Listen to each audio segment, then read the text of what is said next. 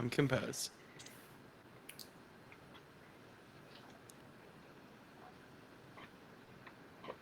Hello and welcome to Elevate, a podcast by Aptitude 8. I'm Connor Jeffers and I'm joined today by my co-host Caitlin Sorokin. Hey guys. Today we're super excited to have Matt and Khalil, who both actually work with us at Aptitude 8 as consultants in our RevOps practice. So guys, I'll let you do your own introduction, a little insight into your role and kind of what you guys are working on. Yeah, hey everyone. Excited to be here. This is Matt Canizzo. I spend most of my time leading audits, implementations, integrations in the HubSpot ecosystem. And so working with folks like Khalil and other solution consultants on our team is how I spend most of my days and my weeks. Hey everybody, I am Khalil Kopis. I am also on the RevOps team, spending a lot of my time, most of my time in the HubSpot environment. I'm now going to spend a lot of time doing solutions consultant work, and that means looking at problems, fixing those problems, all in the RevOps scope. So happy to be here, and thanks for having me. Khalil is low-key flexing on his recent consultant promotion from As his he should. associate world, as he should. I think I call out too. So I think what's super interesting and the reason that we wanted to have both of you guys here is because you guys have super interesting backgrounds that are somewhat unique to folks on our team, in that you both came in to the organization in our associate role. So for Aptitude 8, our sort of most junior role on our consulting team is associates. We pull them in sort of a whole range of diverse backgrounds and then throw them into projects, work on our project teams. They sort of get exposure and knowledge and understanding. And Matt has kind of been our prototype for the associate role and has sort of grown with the organization as a whole. But I'd love to hear a little bit from you guys on like your background prior to coming to A8, and then we'll sort of transition into what your experience here has been over that time frame. But Matt, if you want to kick us off in terms of what were you doing before? Yeah, so my entry into the workforce is a little bit different than probably most folks my generation. It kind of started with, well, it didn't kind of start, it did start with an apprenticeship at a tech startup. So I spent my maybe, let's say, first 6 months of my career as what we would probably refer to as an SDR, selling for a marketplace in the city of Chicago. And so learned a lot, drank water through a fire hose, eventually moved up to an AE-like role at that startup, and eventually then to like a business development manager role, where basically I was managing both selling things to the demand side, excuse me, but also managing the supply side as well. And then I kind of learned more about marketing, generally speaking, and I wanted to scratch that itch, learn more about what's going on in that world. I thought it was a better fit from a personality and interest perspective, and that is kind of where Connor, you, and Aptitude 8 came in and started to scratch the itch, and now I'm here. Matt was an early employee. I remember right at the beginning when we decided we were going to go do this, I called Matt and I was like, hey, what are you doing? Was it like today? Did I meet you like same day or was it like in a day or two? It was probably a day or two for Probably sure. a day or two. I hit up Matt and I was like, yo, we should chat. And then I was like, you should definitely come and do this. And it was awesome. And so it's been super fun. Matt's been here since the early days. And Khalil, I know you guys were friends before this also, but what were you doing? Yeah, I went the more traditional route. So I went to college after I went to high school at the University of Wisconsin in Madison. Did a political science route. So I spent a lot of my time being involved in politics, but the roles that I had, a lot of them were sales oriented. So like we would have different products or different things that we were trying to get into, we were trying to get people to buy into. So a lot of it was kind of the sales, a little bit of a sales cycle, just talking with them, responses, overcoming objections, that whole thing. And that was kind of most of my college experience was kind of scratching that itch, as Matt said, doing that sales stuff. And then because I knew Matt and because he was always hyped about this stuff, and he's a really good hype man, and he's always able to get me excited. He kind of showed me some of these other alternative things the sales, apart from the sales world, apart from the sales cycle. And after I graduated, after a few months hiatus, Matt was was beefing up this opportunity, and I jumped in, and that's why I'm here. So I'm going to assume we'll do a little bit. So we'll talk a lot today. So both Matt and Khalil both work in our RevOps practice. Instead of like batting around particular definitions, most of the work that we focus on is sort of building out business process, combining it with systems, and sort of helping businesses get a handle on their data, their overall process, and sort of deliver those better customer experiences. But I think what's really interesting for both of you guys, and I know we've sort of started to look at with folks who are hiring as well, but how much do you guys think that your backgrounds in sales contributed to your understanding of and interest in the work that you guys focus on now? I think it's a good question, Yeah. Connor. I can take a stab at that. I think that a big portion of my time in college, at least in the sales portion and in other ways, was solving problems and trying to get to the root of the problem. So with sales, for example, if I'm pitching something to a potential client or to a potential person, I'm thinking of what they need and how the product that I can solve them or that I have can solve that problem. So it was always thinking about what does the client really want, or what is this person really looking for, and how can I give that to them. And I think that that translates really well when I'm speaking with clients now, and I'm trying to dig deeper into what they actually want and what they're actually looking for, and how can I provide that in a HubSpot environment solution. So I think that the background itself is just talking with people and understanding the reasoning behind the reason uh, for their issue. Matt's nodding. Yeah, I'd agree with a lot of what Khalil said. It's like you're not taking no at face value. You're extremely interested in peeling back all the layers of the onion. And I think that definitely helps inform, or that curiosity rather, I think is translates to consulting and what we do, which is translating business pain points, challenges, so on and so forth into solutions. So yeah, I think that's a big role of it. Plays a big role in it. If you guys, so something you guys started touching on is like this concept of someone says here's my challenge, here's what I'm trying to do, here's what I kind of think that thing looks like, to how does that work, to like now it's built and I'm using it. Where do you guys feel like in that sort of like solution journey, for lack of a better term, do you guys feel like things either get stuck, or where's the magic in that process of like, here's where things really start to get stuck on? And if you were going to think about how to solve those types of problems, this is like the skill set that's significantly differentiating. Yeah, I can answer that. I think that when it comes to like listening to clients and when it comes to understanding what they're saying, I think the biggest thing is just like drilling down into why.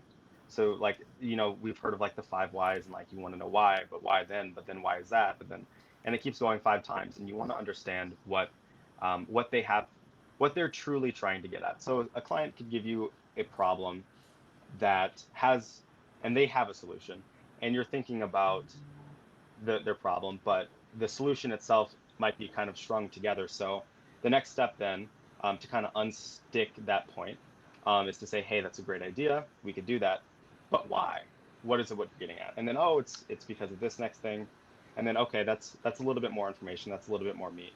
But then why? What are you trying to get at? And then offering reasons as to maybe why they're trying to get there, trying to conceptualize, trying to reify all of these ideas into one reason, and presenting that to them. I think that's a good way that I get unstuck when I have those client conversations. I think the thing that's so key there is like the context around it. I know, and I do so much more of sort of the front end of those conversations these days, but I think that so much of the detail in what actually happens is around in like, why are we doing this and what's the reason? And I feel like we encounter lots of problems where we start solving a problem and then we find out that either isn't the actual problem, or that problem maybe isn't even important, and we're sort of like doing a symptom from somewhere else, and you sort of like lead down this line of questioning. It always reminds me of like there was this episode of House a million a million years ago. But there's this episode of House where there's a guy who comes in and he's like, hey, there's something wrong. And every time he pokes something, he's like, yeah, like it hurts. Like this hurts and this hurts and this hurts. And like goes and he like grabs his finger and the guy's like, oh my God, that hurts a lot. He's like, it's your finger, man. Like what? Yeah. Like that's what's actually broken. But I think that that's like anecdotally is so similar to so many of the conversations that we end up having. I agree. And to pull in what Matt said a little bit is that like you have to. I think the RevOps role is like you really have to be genuinely interested in what they're trying to solve for. It's not just like checking the box of like why I have to ask these questions. It's trying to get to their point. Like you're really trying to understand and you're really trying to listen to them. Yeah, and kind of to that point, I think one of the things that I notice about our RevOps team here is that I almost feel like to be good at RevOps, it's almost like a personality type, right? Like you have to enjoy like solving puzzles and not knowing like where the answer is and trying to like even make up answers where they don't exist sometimes. So I feel like it's less of like a hard skill and more of like a soft skill, and most of the time saying it's okay that you don't know something. There's like a professional curiosity to it too. Matt, I'd love to know. I mean, I think we've described it in sort of conversations before, right? Which is like the watch isn't ticking. And so instead of it sort of like, oh, this one isn't working, let's go find a new one. It's like I disassembled the whole watch and I like found all of the gears and like this particular one was broken. And like now I can't put it back together again maybe. And like now I actually have to go get a new watch, but I just like couldn't handle the idea that I didn't know why this was happening. It was like driving me crazy. How much do you feel like there's I don't want to use the word neuroticism because it sounds way more negative than what I mean, but sort of this like obsession with obsession, right? Like how does this actually work? Like what's actually happening here, and how much you think that that's something that you find either consistent across people you work with or consistent in terms of folks that you've seen excel? Yeah, I think it's definitely consistent with people on our team. I think it's consistent, at least in my experience, with people who excel at RevOps. Like you have serious issues accepting someone telling you like something doesn't work or can't work, and it's like it gnaws at you, and you absolutely won't accept it. So I think that's definitely a key component of what may make you a good fit slash make you good at RevOps.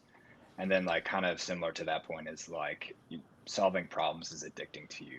You kind of are super stimulated from the journey of like peeling back the onions, asking why, well, like where do we want to go, and then trying to like, master the order of operations to get there. You're also probably like not disorganized. You may not be the most organized person in the world, but you're probably not disorganized. You like labeling things. Yeah, everything has a place. you have some sort of like buckets or places and homes for things. You have your own little process that you work through, even if it's not the most fancy thing on the face of the planet. You enjoy connecting dots to make sense of the world, right? Is kind of just a general thing as well. And this is another interesting thing I had for someone who's good at RevOps is you probably didn't hate math growing up. I don't agree with that one. You don't? No? No, I hated math. I hated math math. Yeah. Really? Yeah. Well, this is good. This is good data. I think you're I think the example of like you just like don't believe someone who's like, oh yeah, we tried that, it didn't work. You're like, it'll work. No. I can make it work for sure. It reminds me, we had one recently. I remember it was a larger project both of you were working against without naming too many names. But it was like we kept having this roadblock and we kept escalating and like bringing in more and more people and like asking someone else if they did this. And like everyone on the RevOps team would show up. We'd be like, okay, so the premises are like, this isn't possible. You can't export the data as a CSV. And everyone's like, no. Like that's not right. Like, let's just stop talking right now because I don't believe you for like this first premise that you're saying. And I think that is so critical of a skill set. And in this situation, it was like other people were coming and like, no. Like seriously, I checked that, but being able to say, are these premises true? Like, do I actually believe that what you're telling me, and are these confines right? And I think that there's this concept of like, hey, can you come play in the sandbox? And I think that there's sort of this pattern of like, I don't believe that the sandbox is real. and I can build outside of it and it's not really a problem. And I've found that to be relatively consistent for sure. Yeah. We actually just had a really good point. Yeah. I will say that Sorry, Khalil, go ahead. Go ahead. Talking over, it's all good. I would say that my time in political science, just the 4.5 years that I spent in college, half me wishes I could get back. But the time I spent there, I think a lot of it was digging into, or at least my perception of how I absorbed information was like, yeah, what you said could be true, but like not really. And I'm gonna go see if there's another reason, if there's another nuance, if there's something else I can bring to the table. And I think that's definitely an influence of I guess a personality type, like you were saying, Caitlin, and just kind of like how I approach being told something is a certain way. Is that like I take it with a grain of salt, and then or like confirm but verify, or verify but whatever that mantra is. Trust but verify. Yeah. Do you feel like there's like a large element of like having to create your own rules a lot of the time too? And like being comfortable in that and like going off and doing something that maybe like hasn't been done before that people can't tell you the answer to? Do you feel excited or afraid when there's no manual? Yeah, I guess that's a better way of phrasing what I'm saying. Yeah. Yeah. I can speak for me. It doesn't scare me. It kind of excites me. I'm always searching for some sort of like framework where like source of truth, like what are the bare minimum, what's the bare minimum requirements for whatever we're talking about, but definitely doesn't scare me when there's not a manual. Yeah, I agree with that. I think that it's also about like, I don't want to say making it your own, but also knowing what works best for you and how you operate in that environment. And knowing how you operate in I guess an environment that is new to you, you should probably have a really good understanding of that. And like if you got dropped in the middle of a city that you have no idea where you're at, would you excel? Like how would you make of that? I think that's kind of like a similar question. Is would you break down? Would you whatever, or would you go and do whatever you want to do and make it your own? So I think that's like another way to think about that. Cool. Something I want us to touch on, and I know that both of you are also incredibly hardworking people that take like your own development and your career success super seriously. But I think something that's been super interesting for me, and I know for some of the other folks on the leadership team as well, is like seeing both the speed with which and also the intensity with which you guys have sort of approached your own professional development. And I'm super interested in how you guys think about that, or what you would sort of give to people that are starting out in their career. I think both of you obviously came in from, if not sort of early stage career positions, but sort of biting something off, and then we'll dovetail more into like RevOps specifically. But I think generally you guys have tremendous insights on that, especially for younger people just starting to get into their professional career. Yeah, I can ask a little bit, or I can talk a little bit about that. I think one piece of it that stands out to me is a little bit of like an internal competition, a healthy internal competition, not something unreasonable that's going to break you down, but having standards for yourself, and expecting to meet those expectations because you expect things of yourself, you expect to do that. And I think maybe there was a little external competition as well, just like knowing math was like a star, and like knowing that like I want to meet that, and I want to hit that as well. So I think that for me it was like a little bit of like an internal and external healthy competition. Like I'm stressing healthy because I think that it can turn unhealthy quickly. So I think it was like a healthy of like, hey, I need to do this to prove this to myself, and because I know I'm capable of doing it. And I'm just gonna go back to your asking Connor what the original question was, just because. I think my question is more geared towards if you were to speak to someone, whether here at 8 or generally, right, someone who's early off in their professional career, and saying, hey, listen, you have a runway, and I think that there's sort of this like currency of youth that you can sort of leverage, and you get forgiven for a lot more mistakes. You get access to things, and people just are like, oh, why don't you just tag along and see what happens? And those sorts of opportunities dissipate as you get further in your career. And I think maximizing those is something both of you have excelled at. And so I'm curious in terms of like recommendations for folks who are earlier in that career cycle, of things that you think they should be focusing on, or where you just even anecdotally call back as here's what I accredit some of that success to. Mhm. I think some of it starts with not asking for permission. Like I think a lot of us feel like we have to ask for permission to like go do something or have blockers in our own minds. So it's just being, it may sound dramatic, but being fearless in that regard, I guess. It's also like caring a lot, like a lot. If you don't, have, and also having an end goal in mind, right? If you don't have like a short-term goal and a midterm and a long-term goal, then you probably are just wondering about.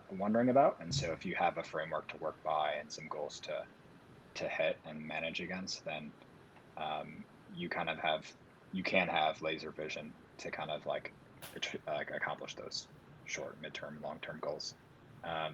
So if you care a lot, if you're kind of fearless and not asking for permission to go out and do stuff, and you're a go-getter, I think just generally speaking, those are some good recipes for high growth. Sounds like high fidelity to me. I feel Yes, lots of that. Yeah, for sure. Fildy. Yeah, go for it, Khalil. I would add, yeah, just being willing to kind of brush off the failure. If it's a bad failure, like obviously learn from all failures, but being willing to like not let it like nag at you, not letting that failure like scare you from doing anything else. Letting that failure like teach you, and then just getting right back at it. Cool. Yeah, and if I could piggyback on that point just really quickly, like I'm somebody who obsesses over like feedback, and I don't shy away from it. Like I want feedback. I want the good. I want the bad. I want to be able to build on everything. And so if you kind of take your ego out of it and you embrace failure as like kind of a learning experience, I think that like those are great recipes for someone who's early on in their career, just in their career in general, who wants to grow exponentially, I guess. I think both being young people that are also, I think there's the general career, but I want to get a little more specific with it on RevOps. I think what's really, really interesting for you guys is I think I feel like I've been bouncing around sort of this space before anyone gave it a term, and there wasn't really like, there was no, like a career in RevOps as a statement still sounds so new that it almost sounds hokey to me anyway. I think it's very real. I think there's a long opportunity for everyone that's there. But I think like even saying that out loud is still really interesting. And I think we're at the early stage of thinking about this as a core function and thinking about this as a career and an area that you can have longer tail participation in. I'm curious, do you guys see that? Do you agree with that? Where do you guys see that going, or how are you thinking about I'm excited about, or where does this go, and how do you guys see yourselves fitting into it, or how do you guys plan on fitting into the longer tail of sort of RevOps as a career path? Yeah, what I love the most about RevOps, and maybe we should define that or have, yeah, let's go. Give us your start with me definition, Matt. defining. Just do it. Yeah. Yeah, let me start with defining it, kind of how I see it. I know everyone has their own little flavor, but they're all kind of similar, I guess. So my definition of RevOps is you're connecting specific business units processes to a larger overall business process, and how that translates to the real world is you're making it marketing easy to work with sales, sales to work with customer success, sales to work with finance, so on and so forth. And therefore you're having a great customer experience, so on and so forth. And so if that's my definition of RevOps, what I love about it the most is that you're kind of like building, or you're the architect on the inside of the business that helps make everything flow and grow. And so I really like the idea of building things and making and like growing businesses, I guess. And so there's no better role, I think, to kind of get an inside view of what a business is doing than RevOps, because you're kind of you're either orchestrating or helping orchestrate all of the tools and processes that make a business grow. I also think make it work. I think that there's this like component Yeah. that everyone loves, and I'm not gonna denigrate on the marketing side on your end, Caitlin, but I do think that there's this element, right? If you think about like people like in business school, right? Everyone's like branding and advertising, and like that's because that's like the big flashy like exterior component, but at the end of the day is like stuff has to get made, things have to get done, people have to produce things, and people need to be able to buy them, and all of those machines have to be operating a cohesion on the back end. And I think that there's looking at that holistically, I think also is powered a lot by just technology in general, that's even viable at this stage. But thinking about businesses more as machines is a perspective that I think RevOps certainly tailors you to. Matt, is your perspective that, and maybe I can open it up to Khalil also, but is your perspective that like, if you are looking at either being an entrepreneur or being in any sort of even an executive leadership position or helping grow a business overall, that RevOps is like, that's the place to be and that's why you're here? That's my hypothesis. That's my theory for sure. Yeah, 100%. I think that no better way to learn the ins and outs of a business and how you can make goals or actual things happen than knowing the processes and technologies at play. A lot of times, like we're removing technology or processes or simplifying those two things in order to make things actually work. And so, yeah, I think absolutely. If you're somebody who's interested in RevOps, you're somebody who thinks it's a good personality fit as well, and you have interest in becoming an entrepreneur, I think that like Aptitude 8's the perfect place for you, because you're going to get so many different reps and have so much exposure to so many different sophisticated clients and problems to solve that it's like, yeah, one day if you go off and do your own thing, you may have quite the Rolodex of things that you can pull upon in order to execute against your idea. And at least that's how I like to think about it. We're gonna clip that and throw that on the careers page, Matt. Like, that's how plan done. That's all good now. We'll just have you chat with Matt. But one thing that's interesting, Connor, that your earlier point made me think of is the four of us here, none of us studied business or marketing. Is that true across the board? Yeah. Is everyone nodding?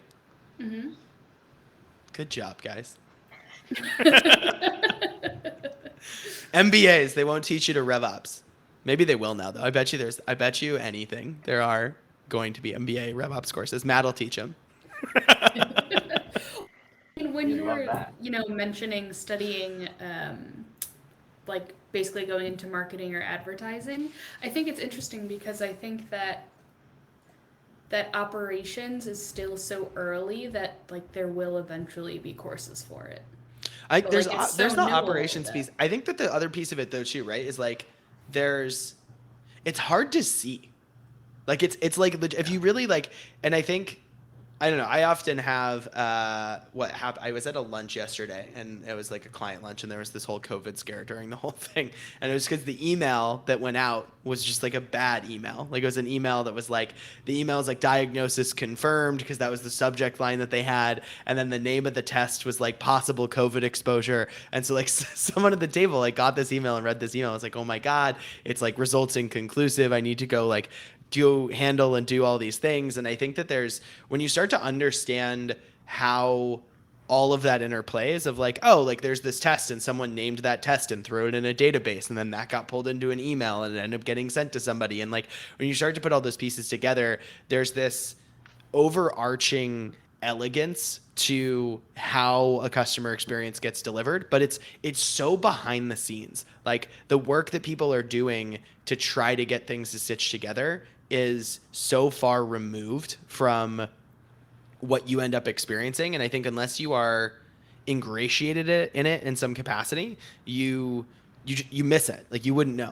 I'm having flashbacks to the HBO intern. Yes, 100%. Absolutely. Everyone on our team was like, oh, that poor HBO intern. Like everyone's been that HBO intern, like 100% of the time. Wait, I have a question for you guys, which is, if you guys experience this, so sometimes I feel like I have I'm going to call it like a business tech superpower, which is just because I'll know, so I'll tell an anecdote here. Caitlin's laughing at me. It's like not it's not nearly as self-aggrandizing as I'm making it out to be at all. The superpower is so I was at the Lego store and I was buying they were like, oh, sign up for this VIP program and like do whatever. And so I signed up for this VIP program, but I did it from my phone and then I finished it, and then the person was like, oh, well, you're not showing up in the system yet. And so I don't know why that's not working, but if I try to like enter your user ID as like create a new user, it won't let me because see, Matt's smiling. He knows what I'm talking about. And they're like, oh, that's rejected. And I was like, oh yeah, well that's probably because like this thing's on a batch, but it's also authenticating. I was like, it's okay. If we sign up through a new email, like put this in and then we'll do this and it'll probably merge it on the back end or whatever. And this woman looked at me, she's like, you're a like what is happening right now? And I was like, no, like I just like this makes sense in this situation. Do you guys run into those? Do you feel like you can like navigate those types of a problem because you're like, oh no, I understand how whoever set up this thing probably it's working? I never been to a Lego store. I recommend it. Lego stores are awesome. No, I think that it could. I think that you'd scare people maybe with your knowledge, but I think to maybe a broader point you might be making is that this can apply to like a lot of things, or even just like personal like understanding like things that are going on in your own life and like bucketing them or like segmenting them. I don't know, and then analyzing them and then going forward and then scaring whoever you just talked to about your personal problems. I don't know. There's probably something there. I concur. I think that's an awesome skill. My building that I live in probably hates me because all of their like resident services like suck. So I'm always like, hey, like if this is like something that you're hearing from other residents as well, like I'm happy to like help like drill down into this and see what we can do for you guys because like this shouldn't be this hard. So yeah, I think I think it it's creates hard. Points of personal frustration more than like trying to solve other people's problems. It just gives you anxiety where you're like, did you know that this doesn't have to suck? Are you aware of that? Yeah. Are you aware that's Every an option that you have? Website. Yes.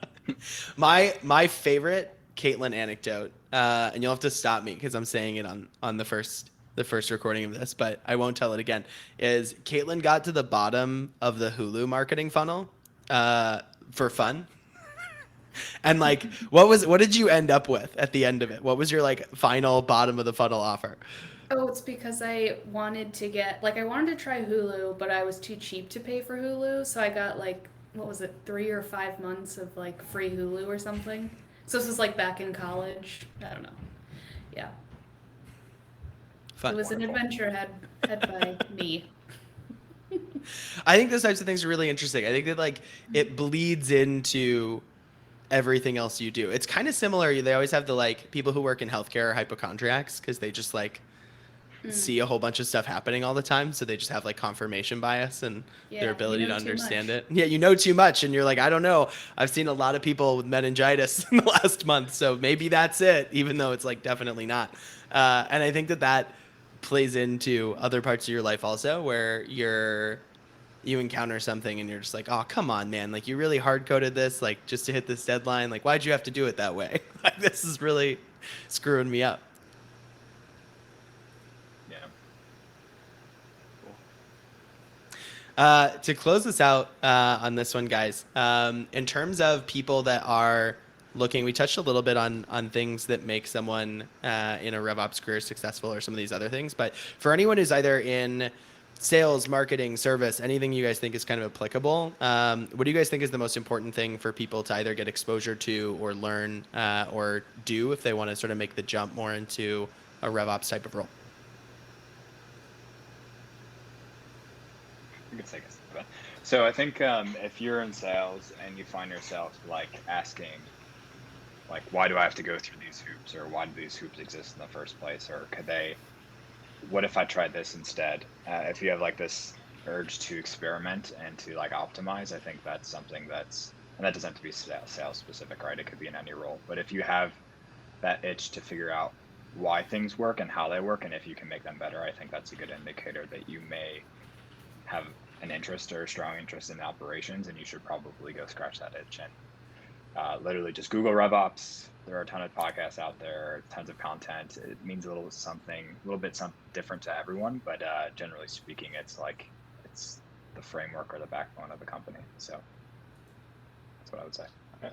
I agree with all that, and I think that if you're also interested in like how where your role is at interacts with like other departments, like a sales department interacts with the marketing department, I think that that's a sign that you are, you know, you should definitely be doing some more research and then considering if this is a route for you. Cool. Well, thank you guys so much for taking the time. I really appreciate it. And I'll catch up with you guys soon. Thanks for having us. Cool. Thanks, everybody. Bye, everyone.